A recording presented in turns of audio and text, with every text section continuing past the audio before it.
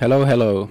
Yesterday, Sargon of Akkad had this stream with some tranny called Michelle Catlin. I call them a tranny since it's clearly a guy based on his voice, but his YouTube name is Michelle Catlin, so I don't know. I've heard that he is Dutch or something.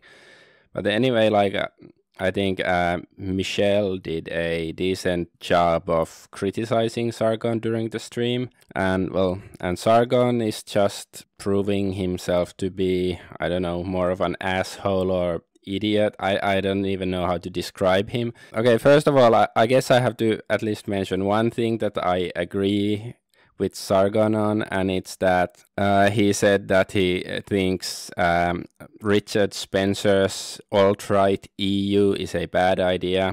I agree. I think any kind of EU is bad, okay. But I suppose, let's say, like, if it was to convert into some, pan-European Christian theocracy, that sounds better. And I'm not even a Christian, but I don't know, it just seems like a much of an improvement. But yeah, like Michelle Catlin pointed out in the video, in the debate a few times, like the liberalist principles are really vague and stuff. But I suppose Sargon sort of managed to explain them a bit better, at least like when it comes to him, and well, he is the liberalist. So it's, I don't know, I guess they are getting somewhere. So let's have a listen. Just the focus of the liberalists is it's very similar to what people have tried since the 90s, kind of this very moral, universalist, individualist perspective that we've really come to know since the 90s. But it's exactly that's these principles, this idea of we are all individuals and we all kind of have this idea that liberalism kind of transcends culture. It really doesn't matter whether it transcends culture or not. I don't care if other cultures adopt it or not. I recommend that they should, but if they don't, that's not my problem. But in my country, I want this culture back. We had this. We have deliberately let it go for continental ideas. I want this back. So apparently Sargon is a kind of an ethno-nationalist. He's British, he's very proud of his culture, he doesn't want continental ideas, and he prefers others adopt these values, but he doesn't really care if they do or not. Yeah, of course he doesn't care. He doesn't care about shit. I want this back. This is my ethnic heritage to have this. So I don't care whether some sub-Saharan African does this. I don't even care whether the Germans do this. I care that we do this in my country and probably other English-speaking countries. You know, that's my main concern. You know. Yeah, but the thing is, these principles, they are just so without a cultural foundation, without it really just kind of collapses into itself. It kind of gets subverted very easily. Well, I'm not against the nation state having a cultural foundation. I never have been. I'm not like some society denying Margaret Thatcher. You know, I think that society is a thing. I think there is a fabric that does get damaged. You know, I think that people are groupish, and I would like my group to be the group of individualists. So he wants his group to be the group of individualists, and he doesn't deny that people are groupish or collectivist, as you might say. And I suppose this is another example of his British cultural ideology, because Brits tend to at least consider themselves like eccentrics and idealists more than many continental Europeans. So this is clearly that Sargon is basically a British supremacist, or at least like in his own country, and he said that possibly in all English-speaking nations he wants this. Okay, it's good that he explains it, because I had gotten the impression, like sort of Michelle Catlin had, that Sargon was promoting some sort of universal values, but apparently not. He is simply promoting British classical liberalism, but for some reason he doesn't really want to say it. He wants to come up with this new term, liberalist, and so it's just fucking confusing. And he also, like, yeah, I think somewhere in this debate or discussion he mentions the Magna Carta as like a good example of, you know, British values that is even older than the Enlightenment and, you know, Loki and all that shit. So he is clearly a British traditionalist, but I suppose his idea of British tradition is more like the civic nationalist way of looking at tradition, and not like the culture or religion or whatever. It's okay. Now they discuss the alt-right. Different interpretations of the whole ethno-state, and that's the thing. It's just to attack the alt-right on a certain point is um, it's like every time you try to criticize the alt-right, they can basically say, no, that's not what I believe as an alt-right person. And that's kind of the thing. It's too decentralized to really paint it with a specific ideology other than white identity. And I feel like focusing so much on, like, wow, this alt-right person said this and some people agree with that, that's the alt-right, that feels like poisoning the well to me. I disagree. I think that a lot of them use the "that's not my view" as a tactic. Yeah, but I don't think they're necessarily being honest. And that's only because I've spoken to so many of them for such a long time. I know that a lot of them deliberately do these sort of things. And it's like, okay, well, you know, you can say you don't agree with this, but if I look through your, say, like your Facebook likes and stuff like that, you're liking all, you know, all this Holocaust denial stuff and shit like that. Don't, you know, I don't think it's necessarily them being honest, mate. So you're saying they're basically lying about their views? I think a lot of people are, yeah. I think a lot of people aren't really brave enough to follow their own principles to the logical conclusions. I mean, like, you get people, you know, Richard Spencer was like, we can have a peaceful ethnic cleansing. It's like, oh, yeah. So I don't think that looking at people's, like, I presume he's looking at people's comments who, you know, leave YouTube comments and then see what they liked on YouTube. It's not a valid way of determining somebody's opinions or something. It's not a debate.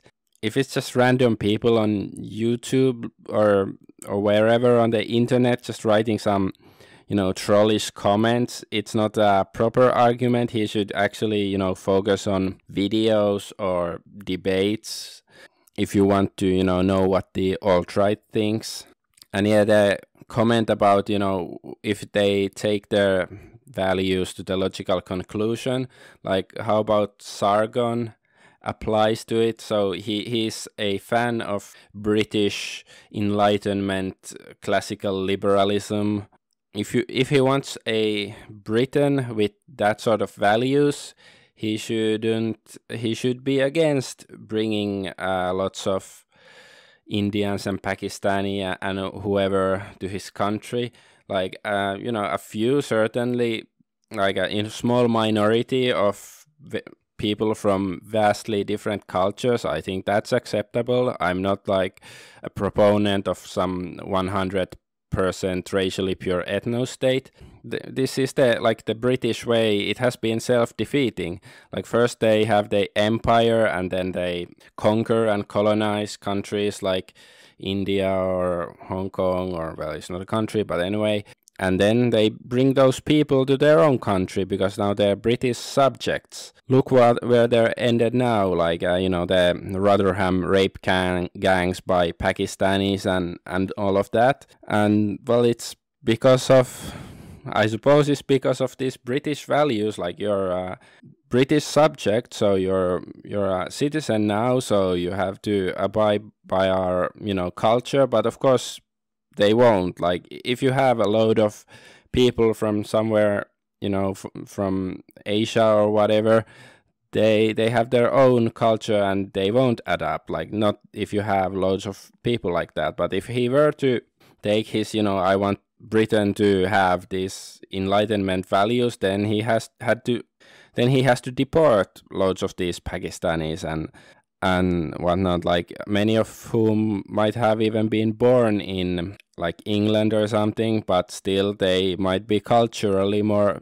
Pakistani than British or English or whatever. But of course he's unwilling to do that because that would be racist or something, because he doesn't see race, although, well, later on we hear that maybe he does. So here he talks more about the alt-right. I've spoken to loads of them in my comment sections. I've come to the conclusion that they're at least their vocal activists are either in denial of where their principles go or right for the Daily Stormer. You know, it's the Daily Stormers, they all know they like it. And I see them like, I've seen like various comment sections stuff, and they're commenting on stuff. And it's like, it's just like the SJWs having a fetish for communism and Stalinism. Oh yeah, the horseshoe. Well, it genuinely is. It's not that it's a horseshoe. What it is the logical conclusion of the principles of the movement. You know, ultimately, they know that they're going to get there. The communists are absolutely well aware that at some point they would have to get the Soviet Union. They're completely aware of this. And they understand that that means that bad things will happen, but some of them unironically do it anyway. And I think that that's basically the same for the alt-right with Nazism. So the alt-right's logical conclusion is Nazism. And he's saying that all of them supposedly are National Socialists or Nazis or something, and I just don't think that's true. I think I've seen some videos where alt-right people, they want to disassociate themselves from this, you know, Nazi label. Some certainly do want to associate with themselves with it, but it's completely unfair to like label all of them like that, because they explicitly say that they are not National Socialist or anything like that. And, you know, many of them aren't even critical of Jews, or at least not truly. And that's one of my pet peeves with the alt-right, that they claim to be aware of things, but then they just bitch about Muslims, but not really see the root cause, that, you know, what brings the Muslims here. And that's, of course, international Jewry. Well, not just Jews. Jews are one important part of this thing. Like, I do think that the internationalist clique that owes no allegiance to any country, it's not only a Jewish clique. Jews play a significant part in it, but I do think there are many other kinds of ethnic groups and belief systems in it. But Sargon doesn't seem to be able to differentiate between the alt-right and, well, even farther right, like on Pole or something, you know, many of whom are openly and proudly National Socialists and all that. But Sargon doesn't seem to get it. He's just like the SJWs, who thinks that anybody who is more right-wing than the SJWs are Nazis. And, you know, they call Sargon a Nazi, which is ridiculous. But then again, the alt-right is more to the right than Sargon of Akkad, so he calls them Nazis. It's just fucking ridiculous. And now we get to more of Sargon's ideas of what kind of a nationalist. Is he an ethnic nationalist or something else? The definition of nationalist is I'm in favor of the nation state existing, then I am a nationalist. I'm in favor of me being a citizen with power over my nation state. So if that's the definition of a civic nationalist, then yes, I'm very firmly a civic nationalist. So I'm not like a globalist or something, you know. Oh no, I didn't. Well, I know. But like, to compare, because a lot of them probably are. So he describes himself as a nationalist or a civic nationalist, but okay, I have to go to like the dictionary here. What is the definition of nation? Okay, nation, a large body of people united by common descent, history, culture, or language, inhabiting a particular state or territory. So if he's a nationalist, because I made a video some time ago against like ethnic nationalism versus civic nationalism, and I think somebody pointed out in the comment section that civic nationalism is actually like a misnomer or something, because like a nationalist is by definition an ethnic nationalist. And I think this description would apply. It supports the argument, like common descent, being English or British, or they have common history, culture, language, whereas the Indians, the Pakistanis, they don't, and also inhabiting a particular state or territory. Well, yeah, of course, if his definition of a nation is just people who inhabit this like particular territory, the British Isles, then yeah, okay, if Muhammad from wherever Stan comes to England, he comes to London, and then the Khan, the mayor of London, gives him citizenship the next day, then he is British national. But I don't know if Sargon believes that. I suppose like Sargon's idea of British civic nationalism, it's sort of like the British Empire. They had, they subjugated or colonized various countries in the third world, and after that they gave them like British laws, and they were part of the empire. So then they were British subjects, and they were expected to follow British rule. So he said he's anti-globalist, but he basically, it sounds like he's an imperialist to me. Like, of course he wouldn't admit it, but that's basically what this British civic nationalism is to me. Like, let's take a look at the Age of Enlightenment that Sargon loves so much. So okay, this like the Enlightenment was an intellectual and philosophical movement that dominated the world of ideas in Europe during the 18th century. The century of philosophy. The Enlightenment included a range of ideas centered on reason as the primary source of authority and legitimacy, and came to advance ideals like liberty, progress, tolerance, fraternity, constitutional government, and separation of church and state. Sounds like some Freemason crap to me, actually.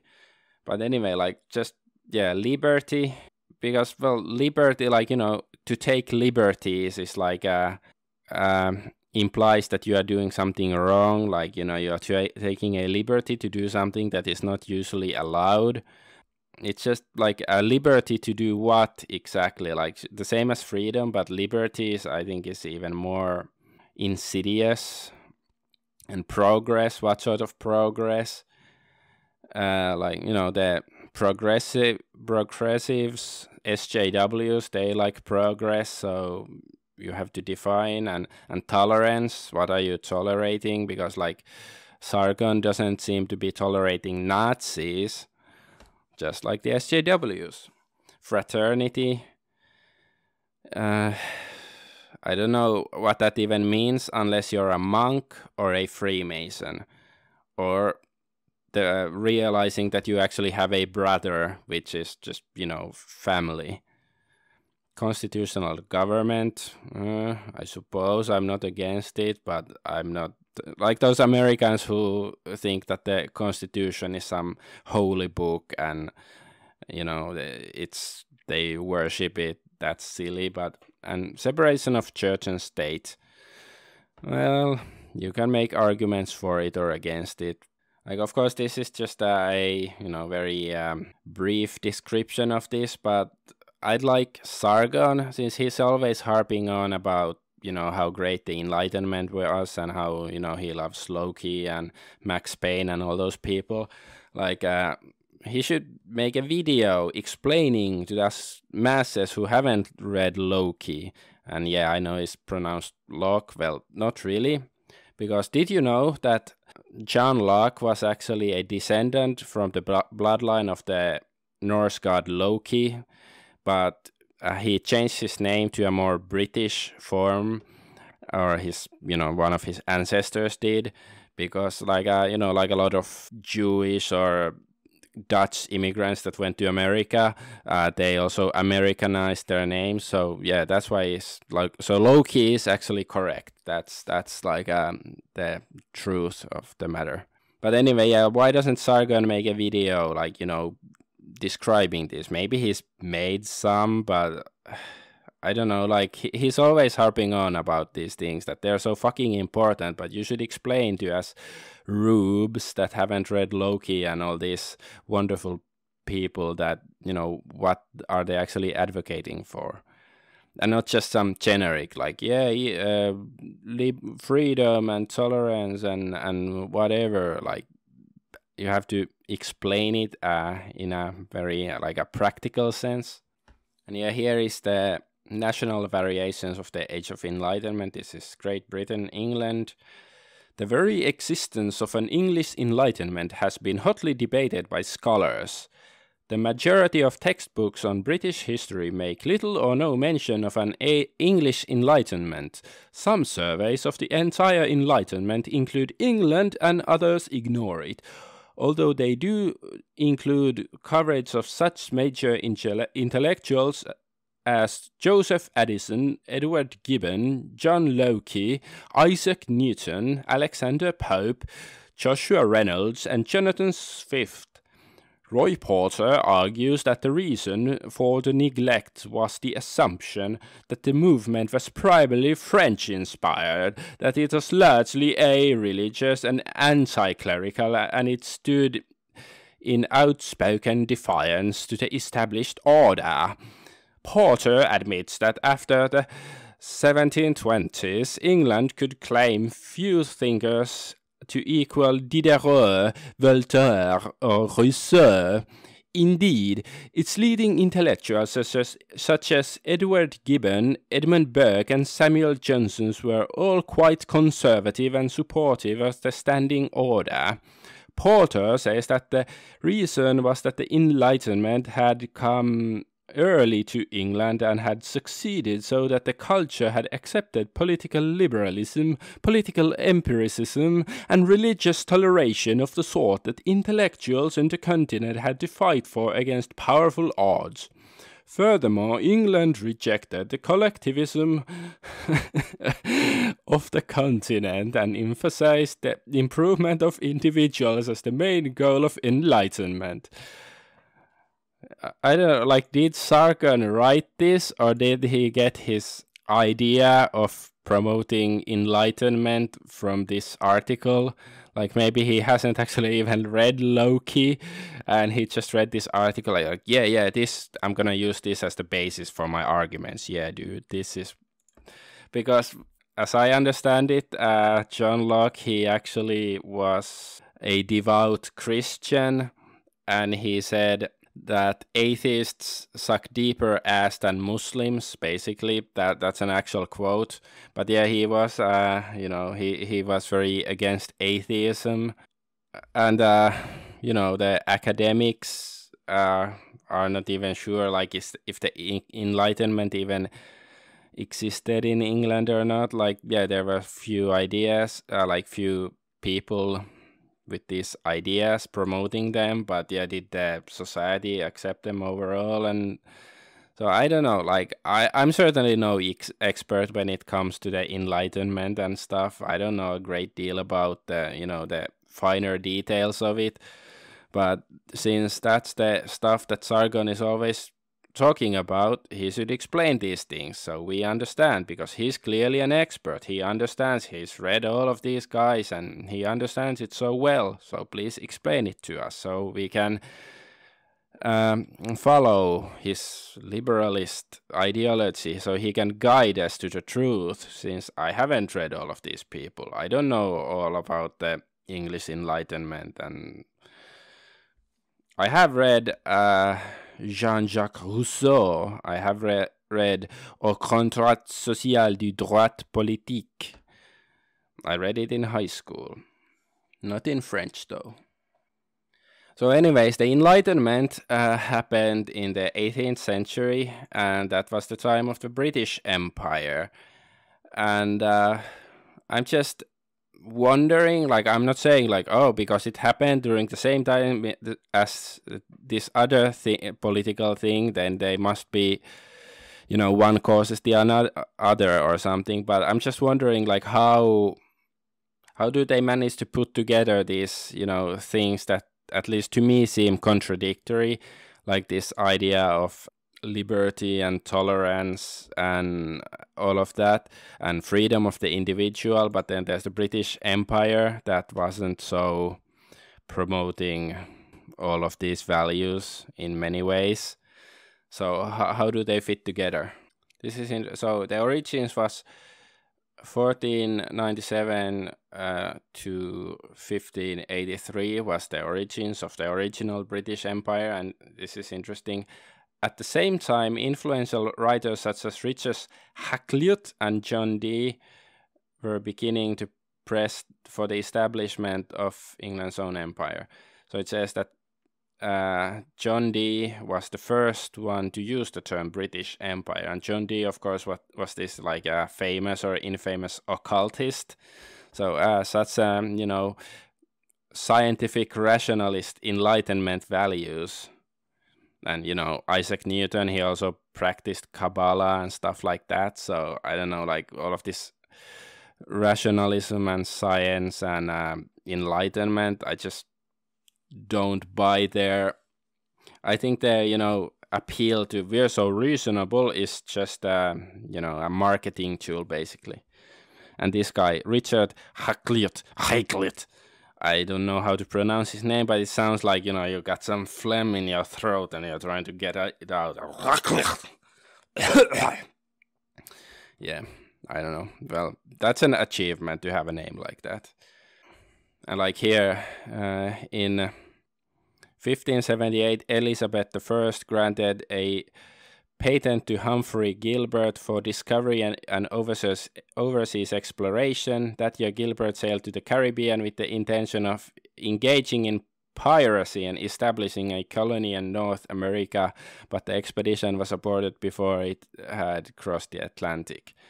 But so, okay, so it started with this guy being getting a license to be a pirate. Such haughty Enlightenment values. Of course, this was before the Enlightenment, but this is the environment that gave rise to the British Enlightenment, if it existed. But like, okay, like here it said that the French were basically the, at least according to, you know, this Wikipedia article, this is just Wikipedia, so, but yeah, the French gave rise to it, so shouldn't be, you know, Sargon be promoting French ideas, because clearly they were the true individualists, or they were the enlightened ones. So I don't know, how does it work?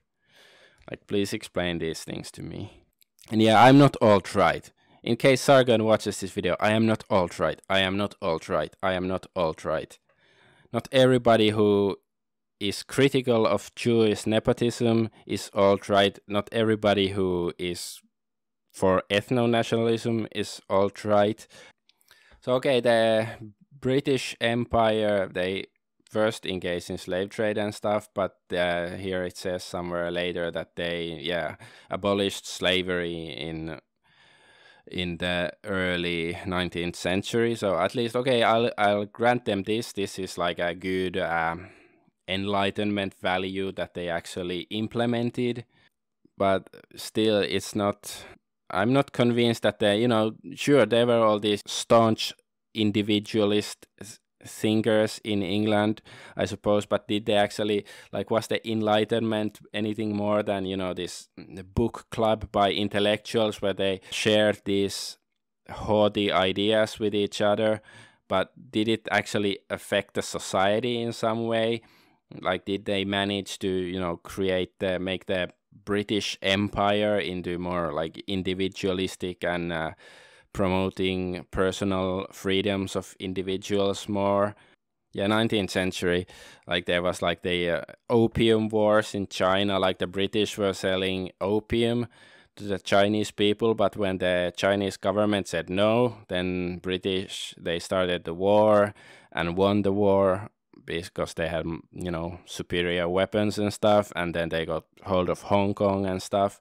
So is that Enlightenment values? But oh, that was a century after the Enlightenment happened. But like, okay, when did their values actually affect the British society? Why, like, did they ever internalize these values that these individualist intellectuals were promoting, or is it just, you know, a bunch of, you know, like Nietzsche or something? I like Friedrich Nietzsche, but he was basically a lone nut with his own ideas that were mostly ignored and, you know, thought of as crazy. Like, you cannot say that, oh, because Nietzsche lived in the late 19th century, that, you know, oh, there was the Nietzsche era and he affected society and all that. He really didn't.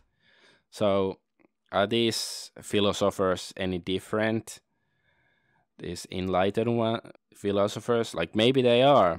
Once again, I'm not an expert on this era or this ideology, so I'd like Sargon or some liberalist to demonstrate how important it was and how it actually made a big difference in the world, you know, a positive difference, except ending slavery. Yeah, that was good. I think slavery is bad, okay, but and it didn't really end slavery, since now we have wage slavery, like we're slave to the banks, the, you know, banking cartels, the, you know, and many of them are Jews. So yeah, I think Sargon is a British cultural nationalist. He doesn't care about race. I suppose I believe him on that, but he wants British culture to dominate the world. Although he says, like, I don't really care if Germany or some African nation adopts this thing, but I think it just means whenever he says this, he takes the Sargon option that I don't care. He means that he cares, but he thinks he cannot win. So that's why he is not promoting it strongly. That's what so I think he is basically a classical British imperialist culture, you know, cultural imperialist, values, civic, national imperialist. And now Sargon is gonna push out on debating the alt-right. A lot of people in the chat kind of want a alt-right guest to join, because we've kind of been going after the alt-right, and I think it is pretty fair to give them kind of a chance to give their perspective, if that would be fine with you. Well, it's gone midnight, and so I wasn't planning on it, but okay. Who are you thinking of? I mean, if you... I don't really like dealing with the alt-right. They're just really unpleasant to me, and so I don't think I'm going to waste my time on people who are unpleasant to me. Okay, but like, I mean, I think it's fair to at least give them a perspective after you've made your case against the alt-right. So I think it's fair to at least give them a chance to speak. I mean, you're free to bring them on, but I've got nothing really to say. I think it's just pretty basic, the definitional differences. So, I mean, go ahead. All right, I'm just gonna look at a kind of looking at who would be a good speaker to join. I've actually Braving Rune was in the chat, so I'm going to ask him. Just hold up. I've got nothing really to say. Sargon of Akkad, 2018. I think that's the smartest thing he's ever said. But yeah, he is clearly, like, it's so fucking obvious that he is afraid of actually debating the alt-right. Like, here he's been talking for an hour, bashing the alt-right. Well, okay, he hasn't been bashing the alt-right for the whole hour, but still, he's saying, like, oh, I'm so much smarter and I understand it much better than they, and, you know, criticizing them. But when actually somebody from the alt-right would come to debate him and say like, no, actually, what you said about this is not true, or like, you know, your ideas are crap and our ideas are better, then he's like, no, like he's so fucking afraid of actually talking to people in real life instead of making response videos. Like, okay, I'm making a response video, but yeah, I'd be happy to talk to Sargon of Akkad if he was to invite me or something. But anyways, to me, I don't want to talk to them because, well, you've been unpleasant to them. Like Sargon's, you know, he posted gay porn and a picture of his ass on Twitter to, you know, trigger the alt-right and all of that. So yeah, okay, sure, I can accept that the alt-right has been in some cases mean to Sargon, but Sargon has been mean to the alt-right in many cases as well. And now comes I suppose, the most famous part of this discussion. Look, this is what I mean about the chat. I just can't be bothered to deal with people who treat me like this. It's really annoying. Like, you are acting like a bunch of niggers, just so you know. You act like white niggers. Exactly how you describe black people acting is the impression I get dealing with the alt-right. I'm just not in the mood to deal with this kind of disrespect. And I know it sounds like, oh my God, he's demanding respect. But yeah, to be honest with you, do you not think that, like, we should have a level of decorum in interpersonal interactions? And it's like, the internet is bullying me. I'm not saying you're bullying me. I'm saying there's just no point dealing with this kind of attitude. Is it? I know it's called trolling, but it's not like something I need to deal with if I don't want to have to deal with it. Upper class twat. Dude, I'm not an upper class twat. I come from fucking the most working class roots. At least my parents do. Jesus Christ. It's just like, you understand that I'm a person, don't you? You know, you guys understand that I am a person. And look, yeah, you like, sorry, Nisa Keeson, how dare I hurt sensitive feelings. Look, you carry on, but don't expect me to then have a debate with one of your faggots. Why would I bother?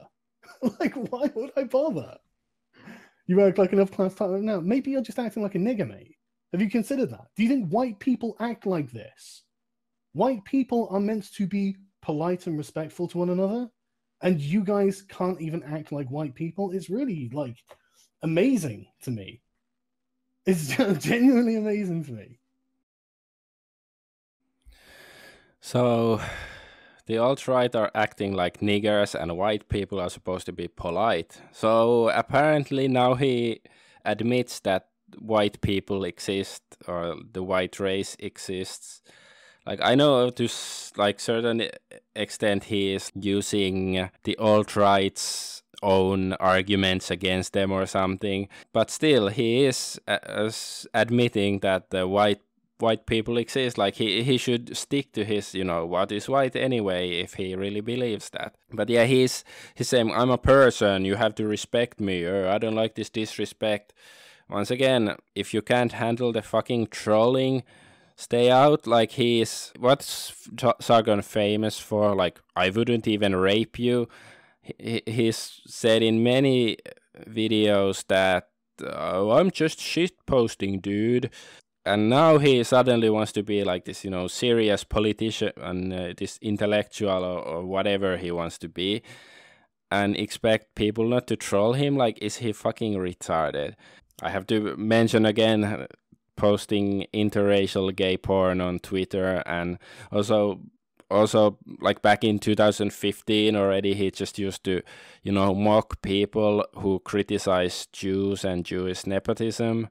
And sure, like, he doesn't actually address their arguments, he just mocks them. He's never, because, well, either he is too afraid to do so, or he's just too stupid to address it. And, you know, he knows he would lose if they actually, you know, looked at the details, like, this and this organization in the media or finance or whatever is very Jewish. But yeah, he expects respect from people when he's being, you know, shit posting and insulting them throughout the years, like people who disagree with him. And now he's like, no, I'm this serious figure. And of course, it's gonna invite even more trolling and making fun of him because he is a fucking lol cow. And you know, he seems to focus on the alt-right, that they act like niggers in like YouTube video comment sections and stuff. Like, well, yeah, a lot of people troll in YouTube comment sections. Like, if he really is serious about debunking the alt-right, then he should do more debates. And wasn't he supposed to have another debate with Richard Spencer that he agreed to? And maybe he's gonna do it, maybe not, but you know, he's like a woman, we can never be sure. And yeah, he's accusing the alt-right of acting like niggers. Well, when he's posting gay interracial porn on Twitter, I suppose you can say that Sargon is acting like a Jew.